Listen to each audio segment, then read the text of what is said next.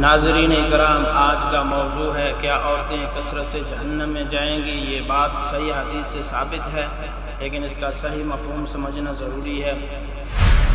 حضرت عبداللہ بن عباس رضی اللہ تعالیٰ عنہ اور دیگر صحابہ کرام رضوان اللہ تعالیٰ عنہ اجمعین سے روایت ہے کہ رسول اللہ صلی اللہ علیہ وسلم نے فرمایا، میں نے جہنم دیکھی تو اس میں زیادہ تعداد عورتوں کی تھی۔ صحابہ نے عرض کیا کہ یا رسول اللہ صلی اللہ علیہ وسلم، اس کی کیا وجہ ہے؟ آپ صلی اللہ علیہ وسلم نے فرمایا، وہ زیادہ لعنت بھیجتی ہیں اور شوہر کی ناشکری کرتی ہیں۔ قرآن مجید کے اندر اللہ تبارک و تعالیٰ نے فرمایا، جو کوئی نیک عمل کرے، خواہ مرد ہو یا عورت، اور وہ ایمان والا ہو تو ہم اسے پاکیزہ زندگی عطا کریں گے اور بہترین اجر دیں گے۔ ایک اور مقام پہ اللہ تبارک و تعالیٰ فرماتا ہے، بے شک مسلمان مرد اور مسلمان عورتیں، اللہ نے ان سب کے لیے مغفرت اور بہت بڑا اجر تیار کر رکھا ہے۔ ان آیات سے معلوم ہوتا ہے کہ اللہ کے نزدیک نجات کا معیار ایمان اور نیک اعمال ہیں، صرف مرد یا عورت ہونا نہیں۔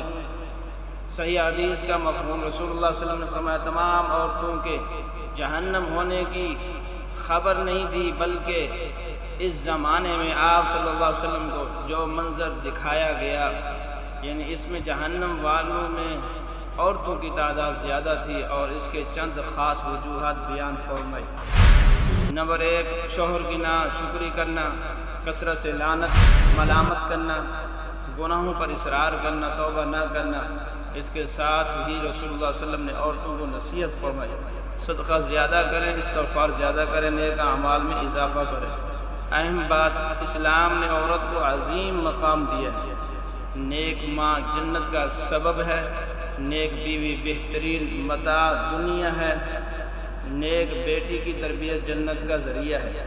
لہٰذا ہر مسلمان مرد اور عورت کو چاہیے کہ اللہ تعالیٰ کی اطاعت کرے اور نماز، روزہ، حیا، حسن اخلاق اور حقوق العباد کا خیال رکھے۔ اختتام، آخری پیغام، اللہ تعالیٰ ہمیں ایمان اور اخلاص، حسن اخلاق اور نیک اعمال کی توفیق عطا فرمائے، اور ہمیں جہنم سے محفوظ رکھ کر جنت الفردوس فرمائے۔ اگر یہ ویڈیو آپ کو اچھی لگی ہے، ضرور شیئر کرنا، دوستوں تک پہنچانا، اور ہمارے اکاؤنٹ کو فالو کرنا۔ جزاک اللہ۔ السلام